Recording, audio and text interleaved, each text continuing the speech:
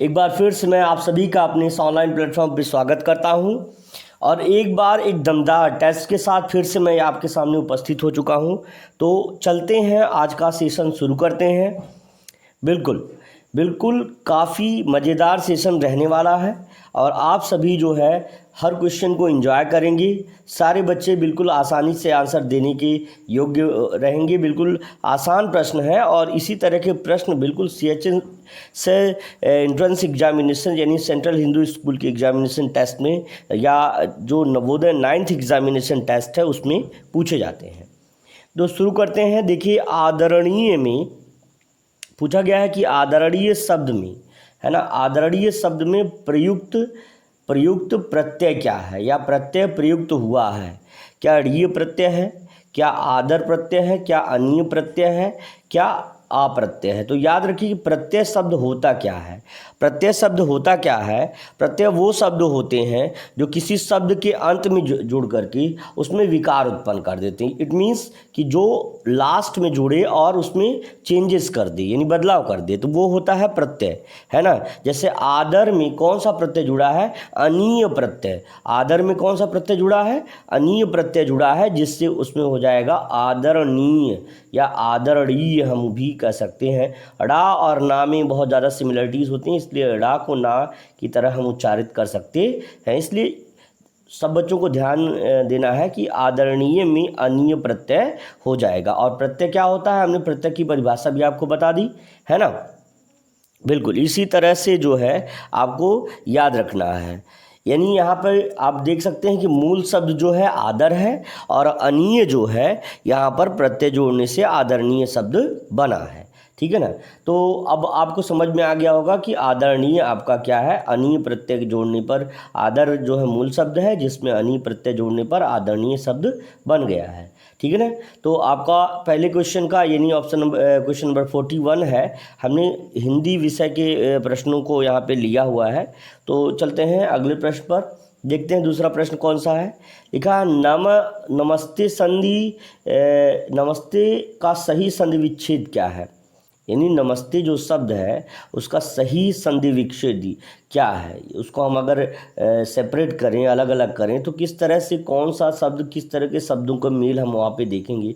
क्या नम धन अस्ते होगा, क्या नम धन अस्ते होगा, क्या नमः धन अस्ते होगा, क्या नमः धन ते होगा। तो आप तेज़ी से आंसर अपने करते रहिए और बिल्कुल अभी हम आपको आंसर अब इसका जो है एक्सप्लेन कर रहे हैं। पहले आप आंसर कर लीजिए, सारे बच्चे पहले आंसर कर लीजिए, ठीक है ना। चलिए, बिल्कुल याद रखिए कि नमस्ते शब्द में विसर्ग संधि है। सबसे पहले आपको समझना होगा कि विसर्ग संधि, और जो विसर्ग संधि के बारे में नहीं जानते या संधि प्रकरण से जो बच्चे अछूते हैं, जो नहीं जानते संधि क्या है, किस तरह से संधि क्या कहते हैं संधि, तो संधि से संबंधित मैंने क्लास पहले ही पढ़ा दी है और बिल्कुल 1 by 1 एक्सप्लेन किया है। तो आप जो है जा करके चैनल पे विजिट करके लास्ट, अगर हम पहले के फर्स्ट वीडियोज़ में देखें, फर्स्ट सेकंड थर्ड फोर्थ में, तो वहाँ हमने संधि से ही शुरुआत की थी। तो वहाँ आप जा करके देख करके अपनी संधि को क्लियर कर सकते हैं, संधि क्या है ना। तो जो भी बच्चे हैं जो प्रिपरेशन कर रहे हैं, जो लगे हुए हैं, वो देख सकते हैं कि संधि किसे कहते हैं, ठीक है ना। तो चलते हैं।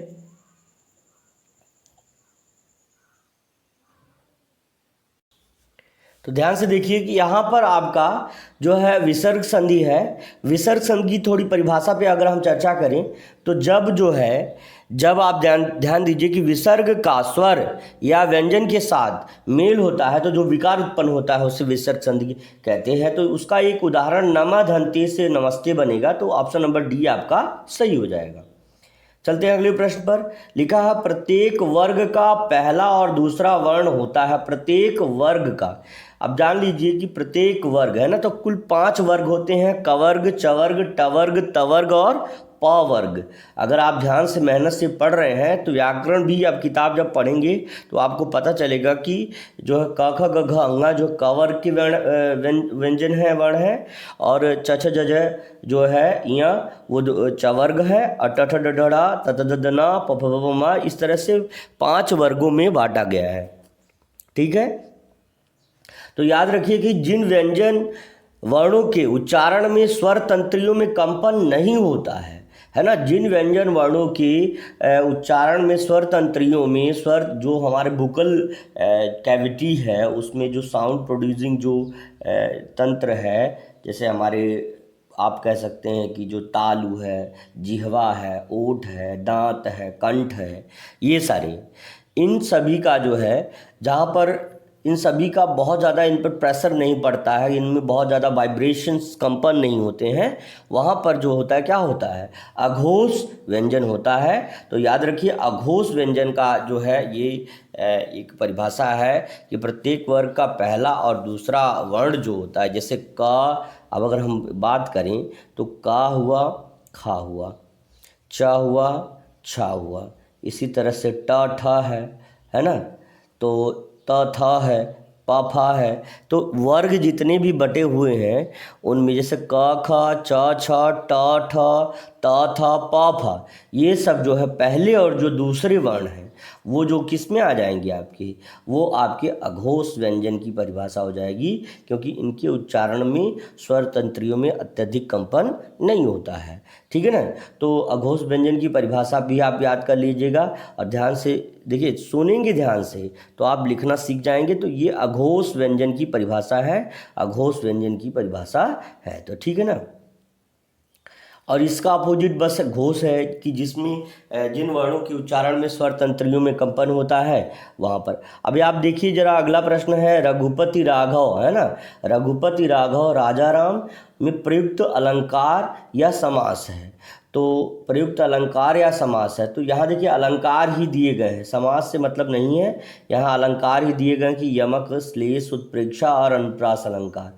तो याद रखिए कि देखिए र र र र, कई बार हर शब्द में र र शब्द आया है, तो जहाँ एक ही वर्णों की आवृत्ति बार बार होती है ना, या एक या अनेक वर्णों को पास पास तथा क्रमानुसार आवृत्ति को क्या कहते हैं, अलंकार कहते हैं। और कौन सा अलंकार कहते हैं बेटा, अनुप्रास अलंकार कहते हैं। तो याद रखिएगा कि अनुप्रास अलंकार की यहाँ एक ही वर्ण की आवृत्ति जो है कितनी बार है, बार बार हुई है। तरन तनुजा तट तमाल तरुअर बहु तेरे, ये भी एक अनुप्रास अलंकार की परिभाषा है बेटा। तो इस चीज़ को आपको याद रखना कि जहाँ एक ही वर्ण की आवृत्ति कई बार हो वहाँ पर अनुप्रास अलंकार होता है। चलते हैं अगले प्रश्न पर। देखिएगा, राम की गाय बहुत काली है, तो बहुत क्या है, काली है, तो विशेषण हो गया जो किसी वस्तु, व्यक्ति अथवा स्थान या किसी संज्ञा की परिभाषा, संज्ञा की विशेषता बताता है, ऐसा शब्द एडजेक्टिव कहलाता है, यानी विशेषण कहलाता है। यू नो दैट कि क्या होता है एडजेक्टिव, क्या होता है, the word which modifies the noun and pronoun, है ना, जो शब्द क्या किसी संज्ञा अथवा सर्वनाम की विशेषता बताता है।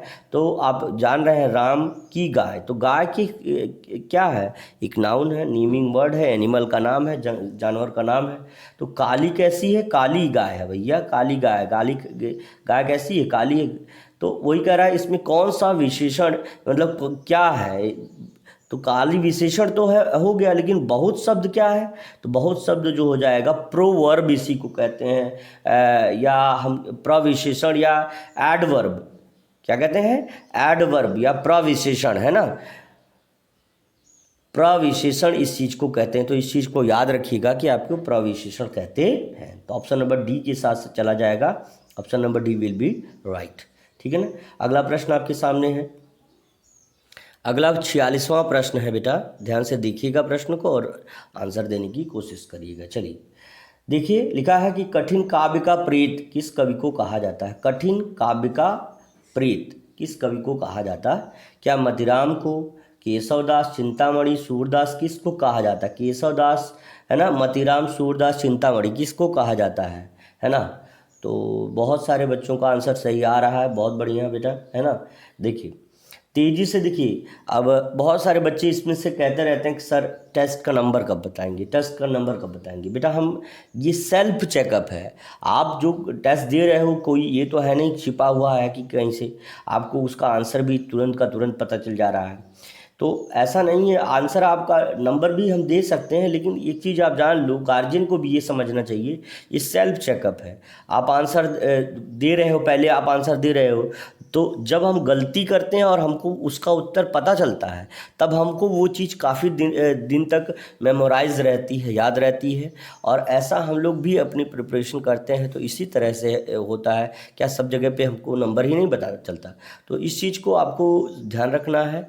अगर वीडियो पसंद आ रही है तो एक बार ज़ोरदार लाइक बेटा कर दीजिए, शेयर, और जिन्होंने अभी तक जो अभी नए हैं वो सब्सक्राइब जरूर कर दें। बहुत मेहनत से बेटा हम आप लोगों के लिए कंटेंट बनाते हैं और मेहनत करके पढ़ाते हैं बेटा, है ना। तो हमको कुछ भी नहीं चाहिए, बस आप शेयर सब्सक्राइब कर दीजिए, इतना ही हमारे लिए बहुत है ना। और आप बच्चों के लिए ऐसे ही अनवरत क्लास हम देते रहेंगे, है ना। और अपनी क्षेत्र में और अपने ये कहना चाहूँगा कि सभी बच्चों को इतना मजबूत कर देंगे कि बिल्कुल जो है आपको कहीं भी फ्यूचर में भी किसी कंपटीशन एग्ज़ाम्स के लिए प्रिपरेशन उस तरह का बहुत ज़्यादा नहीं करना पड़ेगा, है ना। शुरुआत से ही जब मेहनत कोई करता है तो दिक्कत नहीं होती है। बस चलिए आगे चलते हैं तेज़ी से। तो याद रखिए कि केशव दास एक कवि हैं, उनको ही कठिन काव्य का क्या है, तो याद रखिए कि ये किस काल के कवि हैं, तो ये कठिन काव्य का प्रेत रीति काल के कवि केशव दास को कहा जाता है। किसको कहा जाता है? कि जो केशव दास हैं वो रीतकालीन कवि हैं, उनको जो है कठिन काव्य का प्रेत कहा जाता है ना। क्योंकि उनके काव्य में क्लिष्टता विद्यमान, कठिनाई, यानी उनकी जो वर्ड्स होते हैं जो सेलेक्ट किए रहते हैं वो बहुत डिफ़िकल्ट होते हैं, उनको पढ़ना और उनको बोलना इतना आसान नहीं है ना। और चूँकि इनका काव्य जो इनकी रचना थी कठिन थी, मतलब पढ़ने में या उसका अर्थ निकालने में कठिन रहता था, इसीलिए जो है इनको किसने, याद रखिएगा कि रामचंद्र शुक्ल जी ने इनको कठिन काव्य का क्या कहा था? प्रेत कहा था। तो इस चीज़ को कॉन्सेंट्रेटली आपको समझना होगा कि रामचंद्र शुक्ल भी एक बहुत बड़े कवि थे और लेखक भी थे। तो उन्होंने इनको जो है इनकी कठिन कविता लिखने के जो स्ट्रक्चर है उसके अकॉर्डिंग उन्होंने कहा कि ये जो है एक कठिन काव्य के प्रेत हैं। तो आगे देखिए, तो आपका आंसर बी के साथ चला जाएगा। चलते हैं अगले प्रश्न। निम्न में देखिए, हम तेजी से प्रश्नों का रिवीजन करवाने की कोशिश कर रहे हैं, तेजी से आप प्रश्न अटेम्प्ट करते रहिए। निम्न में कौन सी रचना जयशंकर प्रसाद की नहीं है? जयशंकर प्रसाद की रचना कौन सी नहीं है? कामायनी नहीं है, चंद्रगुप्त नहीं है, लहर नहीं है, हुंकार नहीं। तो याद रखिएगा, आपको याद रखना है हुंकार जो है वो इनकी रचना नहीं है। किनकी रचना नहीं है? जयशंकर प्रसाद जी की रचना नहीं। कामायनी, चंद्रगुप्त, लहर, ये तीनों जो है जयशंकर प्रसाद की रचनाएं हैं, है ना, ये सब जो है। और आपको याद रखना कि हुंकार जो है रामधारी सिंह दिनकर जी का, किनका? रामधारी सिंह दिनकर जी की रचना है ना। तो बिल्कुल आज 14 नवंबर बाबा भीमराव अंबेडकर का जन्म दिवस भी है और सभी लोग हर्ष उल्लास से इस पर्व को मनाते हैं। और एक महापुरुष थे और साथ में जो है संविधान यानी इंडियन कॉन्स्टिट्यूशन की रचना करने में उनका बहुत बड़ा योगदान रहा है ना। तो सभी बच्चे ऐसे महापुरुष को नमन जरूर करेंगे, है ना। बिल्कुल समाज के सुधार में जिनका योगदान रहे, हमें उनका जो है उनके लिए कृतज्ञता ज्ञापित करनी चाहिए और सभी बच्चों को उनके प्रति स्नेह और निष्ठा का भाव रखना चाहिए। तो चलते हैं अगले प्रश्न पर। देखिए बेटा, देखिए कह रहा है कि निम्न में कौन सी संख्या जयशंकर प्रसाद की नहीं है? तो याद रखिए कि हुंकार जो है रामधारी सिंह दिनकर जी की रचना है और जो है ये जयशंकर प्रसाद जी की रचना नहीं है। तो याद रखेंगे ना। तो चलते हैं अगले प्रश्न पर।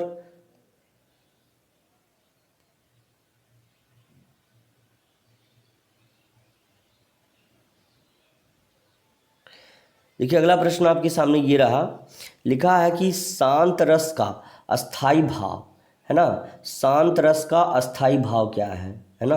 तो शांत रस का आपको रस छंद अलंकार सब भी सब पढ़ाएंगे। थोड़ा सा एक बार एक व्यू है ना, कि आपको पता चले कि किस तरह से हमारे प्रश्न बनते हैं, कौन कौन से प्रश्न आते हैं, कौन कौन से टॉपिक से प्रश्न आ सकता है। रचनाओं से प्रश्न आया, देखिए वर्णों के उच्चारण स्थान से, है ना, अघोष आएगा, सघोष आएगा, और भी उच्चारण स्थान है, जहाँ अकु विसर्जनीय नाम कंठई जो यषाणाम तालु रीटु रसाणाम मूर्धा, इस तरह से जो वर्णों का जिस तरह से है उससे जो है आएगा प्रश्न। तो चलते हैं, देखिए कर शांत रस का क्या है, वत्सल है कि निर्वेद है ना, कि संयोग है कि वात्सल्य रस होता है। शांत रस का अस्थाई भाव क्या है, तो आपको जानना चाहिए। शांत रस का जो अस्थाई भाव है निर्वेद है ना। शांत कौन रहेगा, जिसमें वेदना ना हो, है ना, निर्वेद है ना, वेदना। हमारे छात्र का भी नाम निर्वेद है और काफ़ी अच्छा बच्चा है, इसलिए तो निर्वेद, देखिए आपका नाम भी आ गया भाई। चलिए, तो याद रखेंगे बिल्कुल ऑप्शन नंबर बी आपका सही हो जाएगा, निर्वेद है। यानी हृदय के मूल रूप से विद्यमान रहने वाले भाव को ही अस्थाई भाव कहा जाता है। इस चीज़ को भी, अस्थाई भाव की परिभाषा भी आपको याद रखनी है। तो और कुल कितने अस्थाई भाव हैं, 9 हैं, और शांत रस का अस्थाई भाव निर्वेद होता है। तो इस चीज़ को आपको समझना है। चलते हैं अगले प्रश्न पर। अकबरी लोटा के लेखक कौन है, तो अकबरी लोटा जो है इसके लेखक कौन है, इसको आपको बताना है। निर्मल वर्मा है, महादेव वर्मा, अन्नपूर्णा नंद वर्मा है, रामचंद्र तिवारी है। देखिए, तो कहने का अभिप्राय ये है कि देखिए जो शिक्षा लेकर के मेहनत करेगा वही उनका नाम किताबों में अमर रहेगा। और अगर कहें निर्जीव वस्तुओं में कौन अमर है, तो पुस्तक अमर है बेटा। कम अमरता की किसको कहेंगे, कि जो युगों युगों तक पड़ा रहे। देखिए रामायण को लिखने वाले, महाभारत को लिखने वाले, गीता लिखने वाले, कब का उनका जीवन रहा होगा, कब मृत्यु होगी, लेकिन उनमें उनका नाम, वेदव्यास का नाम, कालिदास का नाम, तुलसीदास का नाम, वाल्मीकि का नाम आ जाता है। तो इसी चीज़ को हमको समझना है आपको, कि आप सबको भी जो है ऐसे महापुरुषों की तरह कार्य करना चाहिए कि जिनका नाम हमेशा अमर रहे। और शिक्षा जो है एक तरीके से, शिक्षा अमरता का ही सूचक है। ज्ञान बहुत बड़ी चीज़ है बेटा, है ना। चलते हैं, अकबरी लोटा कहानी के लेखक कौन है, अकबरी लोटा कहानी के लेखक कौन है, तो याद रखिए कि अकबरी लोटा कहानी के लेखक अन्नपूर्णानंद वर्मा जी हैं, है ना, अन्नपूर्णानंद वर्मा जी हैं। तो याद रखेंगे ना। तो हाँ बिल्कुल इसी तरह से आप जो है, चलिए अगले प्रश्न पर चलते हैं। हर प्रश्न का बिल्कुल इसी तरह से आंसर आप देते रहेंगे। तो चलिए, अब 50वां प्रश्न आपके सामने ये रहा कि अभी न होगा मेरा अंत, अभी अभी ही तो आया है मेरे वन में मृदुल वसंत। इस पंक्ति के रचनाकार कौन है ना, सुमित्रानंद पंत जी हैं। कौन है भैया, सुमित्रानंद पंत जी हैं, जयशंकर प्रसाद हैं, सूर्यकांत त्रिपाठी निराला जी हैं, कामता प्रसाद गुरु जी हैं। आंसर तेज़ी से आप सभी लोग करते रहिए भाई, बहुत तेज़ी से आंसर करेंगे सभी लोग, है ना, बिल्कुल। तो आप सभी को समझना है कि सुमित्रानंद पंत नहीं, यहाँ सूर्यकांत त्रिपाठी निराला के साथ हमारा आंसर जाएगा। बिल्कुल सूर्यकांत त्रिपाठी निराला जी जो है अभी न होगा मेरा अंत के रचनाकार हैं। चलते हैं अगले प्रश्न पर चलते हैं। अब अगला प्रश्न आपके सामने है कि अंतस्थ व्यंजन है ना, तो क ख ज द झ ये नहीं होगा। शा शा शाह ये ऊष्म व्यंजन है। ड़ म न य ये भी, ये किसी तरह से अलग अलग व्यंजनों का वो है। लेकिन य रा लावा है ना, य रा लावा ये जो है अंतस्थ व्यंजनों का क्या है, समूह है, य रा लावा, है ना। कभी कभी ये पूछा जाता है कि अनुकूल अंतस्थ व्यंजन कितने हैं, तो आपको बोलना है 4, है ना। कौन कौन से हैं, यारा लावा, कौन कौन से हैं, यारा लावा। तो इस तरह से प्रश्न बनता है, बिल्कुल आपको याद रखना है ना। देखिए अगला प्रश्न है हमारे सामने, तो आपका क्वेश्चन नंबर 51 है ना, उसका आंसर आपका डी के साथ चला जाएगा। अगला प्रश्न आपके सामने देखिए, रामायण महाकाव्य की भाषा क्या है। रामायण आप जानते हैं, आप सब अवध प्रांत से बिलोंग करते हैं, है ना, और पूरे प्रदेश से बच्चे या किसी फॉरेन मतलब किसी दूसरे स्टेट के भी बच्चे यदि देख रहे हो तो वो भी जाने कि रामायण जो है अवध प्रांत से बिलोंग करता है, लेकिन इसकी भाषा जो है अवधी नहीं है, है ना। महर्षि वाल्मीकि ने इनको लिखा है। तो लेकिन ये ना अवधि है, ना ब्रज है, बघेली नहीं है। इसकी रचना जो है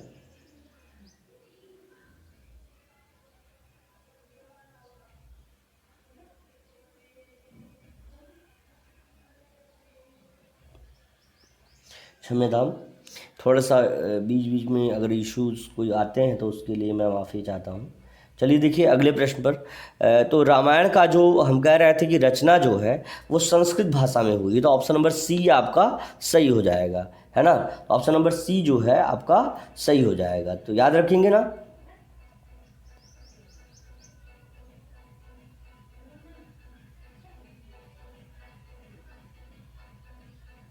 देखिए चलते हैं अगले प्रश्न पर। लिखा है कि हम दीवानों की क्या हस्ती, है ना, हम दीवानों की क्या हस्ती, आज यहाँ कल वहाँ चले, इस पंक्ति के रचयिता कौन है ना। सुमित्रानंद पंत जी हैं, हरिवंश राय बच्चन है, भगवती चरण वर्मा है, नीरजा माधव है। कौन है इनके रचनाकार? तो तेज़ी से आंसर सभी लोग करिए, बहुत तेज़ी से आंसर करिए। बहुत ही यूजफुल क्वेश्चंस का कलेक्शन है बेटा, मेहनत से अगर आंसर करेंगे बहुत ज़्यादा आपको प्रॉफिट होगा। चलते हैं, करिए करिए, तेज़ी से आंसर करिए भैया, बिल्कुल।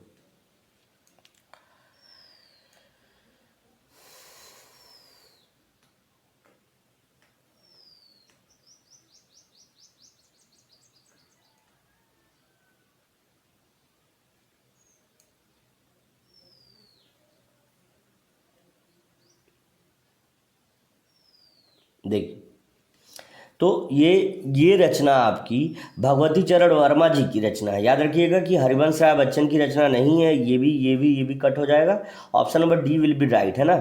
इसमें कवि का कहना क्या है? यहाँ पे कहना ये है, कवि इस कविता में कवि कहना चाहता है कि हम दीवानों की क्या हस्ती, आज यहाँ हस्ती, आज यहाँ कल वहाँ चले। कहने का मतलब ये है कि अपने आप में कभी भी अभिमान नहीं करना चाहिए, है ना, क्योंकि जीवन नश्वर है।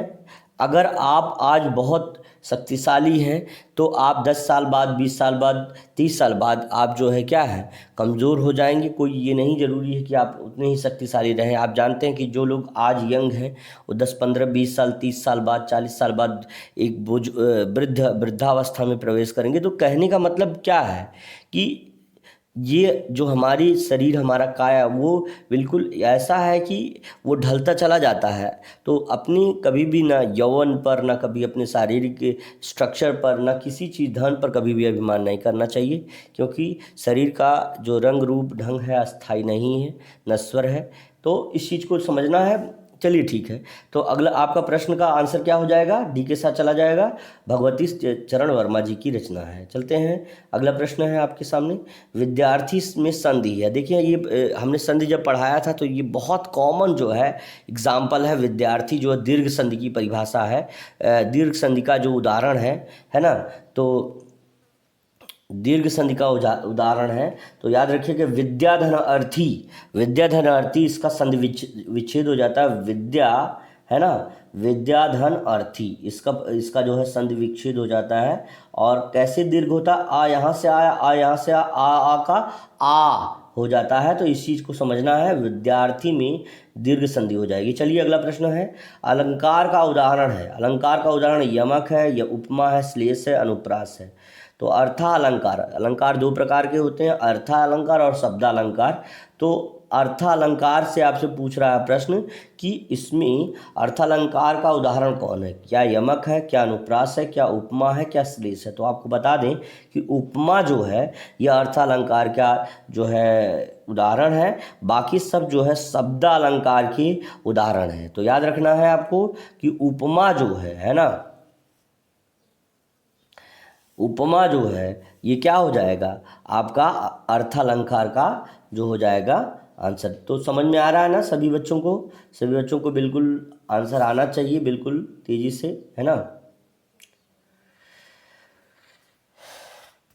और बहुत सारे लोग कंफ्यूज होंगे कि सर अर्थालंकार क्या होता है, शब्दालंकार क्या होता है। तो ये समझ लीजिए कि जब किसी भी साहित्य में उसके अर्थ के द्वारा, है ना, अगर चमत्कार या उसमें जो है आकर्षण बढ़ा दिया जाए, या किस तरह से उसमें जो है ऐसा किया जाए कि बदलाव किया जाए कि जिससे उसके अर्थ से ही मतलब हम रोमांचित हो जाए, पढ़ने उसकी तरफ इंट्रैक्शन बढ़ जाए, तो वो चीज़ होता है आपका अर्थ अलंकार, है ना। और याद रखें इस चीज़ को जो है, अर्थालंकार के कुल कितने भेद हैं, अगर आपसे कोई पूछे तो याद रखिए कि उसकी इसके कुल 13 भेद हैं बेटा, है ना। इसके कुल कितने 13 इसके जो है भेद हैं, इसके काइंड ऑफ अगर हम कहेंगे अर्थालंकार तो इसके जो है 13 इसके भेद हैं। और 13 भेद में आप ध्यान से सुनेंगे, उपमा, रूपक, उत्प्रेक्षा, भ्रांतिमान, संदेह, दृश्यंत, अतिशयोक्ति, विभावना, अंत्योक्ति, विरोधाभास और विशेषोक्ति, प्रतीप और अर्थांतरन्यास, इसके जो है प्रमुख 13 भेद हैं। तो इस चीज़ को आपको समझना है ना। और बाकी जो है क्या है, किसके हैं, बाकी जो है आपके शब्द अलंकार के भेद हैं। चलिए देखिए अगला प्रश्न आपके सामने है कि अंधे की लाठी का अर्थ है। तो ये इतना सरल प्रश्न, सहज प्रश्न है कि अंधे की लाठी का सब लोग आंसर दे चुके होंगे मे बी, और तेजी से आंसर सभी लोग दे दीजिए। चलिए तेजी से आंसर दीजिए।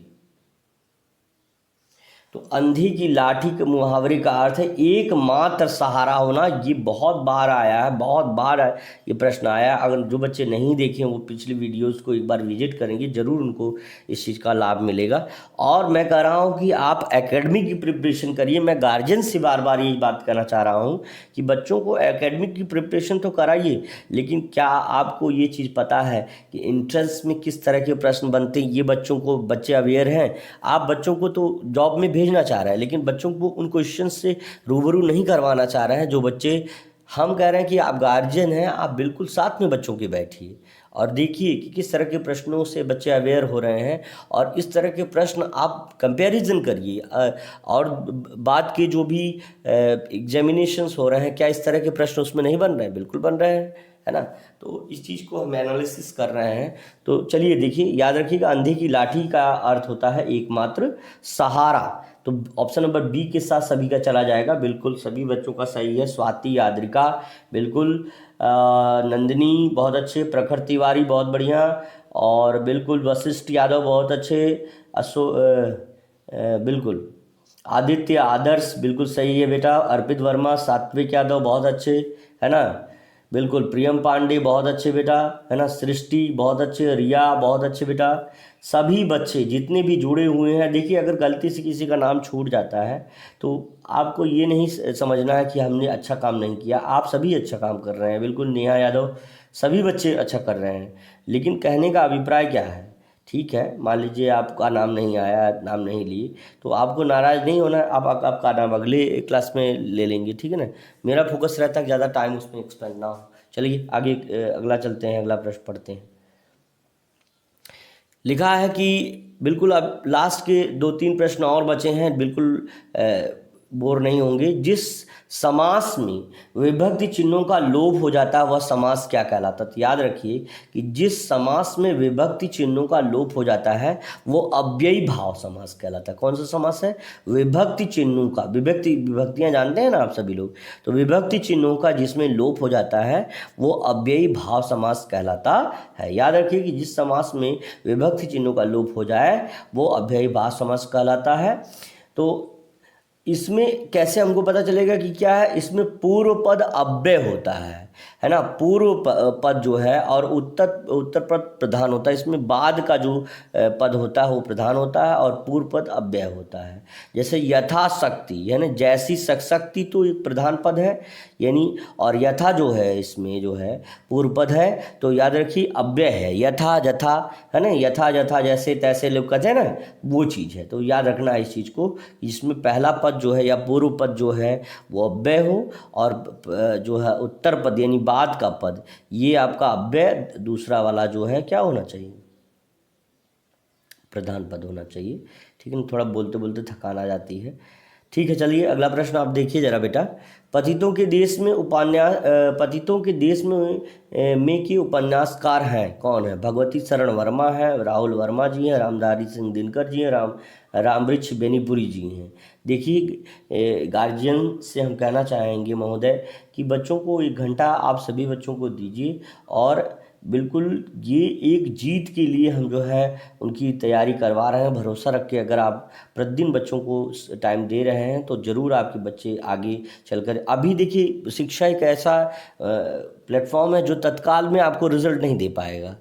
आप सीड लगाएंगे, हो सकता है 2 दिन बाद उसमें से जर्मिनेशन होना लगे, अंकुर निकलने लगे, लेकिन आप पढ़ाई करवाएंगे तो आपको अगले दिन बच्चा आपका आईएएस नहीं मिलेगा, आपको समय देना पड़ेगा। तो चलिए देखते हैं अब आपका 28वां जो 58 क्वेश्चन नंबर 58 है, 58वां प्रश्न है कि पतितों के देश भगवती चरण वर्मा, है ना, पतितों के देश में के उपन्यास का कार है, ये उपन्यास है और उसका जो है रचना किसने किया है ये आपको बताना है। भगवती चरण वर्मा जी, राहुल राम विश्व बेनीपुरी जी, रामधारी सिंह दिनकर जी ने किसने किया है। आप सभी आंसर करते रहिए, बिल्कुल आंसर तेजी से आप सभी लोगों का होना चाहिए, सभी बच्चे तेजी से आंसर करते रहिए। चलिए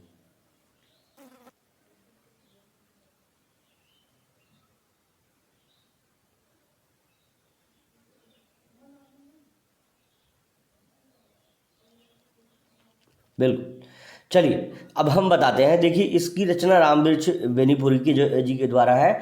1930 में इस उपन्यास की रचना हुई है। ये भी चीज क्वेश्चन बन सकता है कि किस जो है पतितों के देश में जो रचना है ये किस सन में इसका जो वो हुआ है। तो आपको याद रखना है कि 1930 में जो है बिल्कुल इस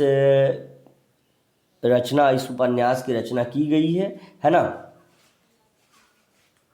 तो आपको इस चीज़ को ध्यान देना है, रामवृक्ष बेनीपुरी की रचना है और 1930 में इस रचना को किया गया है। अगला प्रश्न आपके सामने रहा ये वाला, बिल्कुल। अब देखिए अब लिखा है कि जिसके समान कोई, ये तो प्रश्न देखते ही बच्चे हमारे अटेम्प्ट कर देंगे, जिसके समान कोई अन्य नहीं है, यानी जिसके समान कोई दूसरा ना हो, तो वो क्या हो जाएगा, अद्वितीय। जो द्वितीय ना वो प्रथम हो है, तो वो अद्वितीय है। अद्वितीय यानी अयोग्य नहीं होगा, सर्वोत्तम नहीं होगा, सर्वप्रथम नहीं होगा, नहीं, आपको ऑप्शन नंबर सी के साथ जाना है। ऑप्शन नंबर सी बिल्कुल आपका सही हो जाएगा, है ना। तो आपको ये भी समझना है ना, सर्वोत्तम मतलब सर्वोत्तम होता है जो सबसे पहले आए, है ना, वो सर्वप्रथम हो, है ना। अद्वितीय यानी जिसके समान कोई दूसरा ना हो, अद्वितीय होता है। अशोक सम्राट को कहते हैं अद्वितीय, है ना।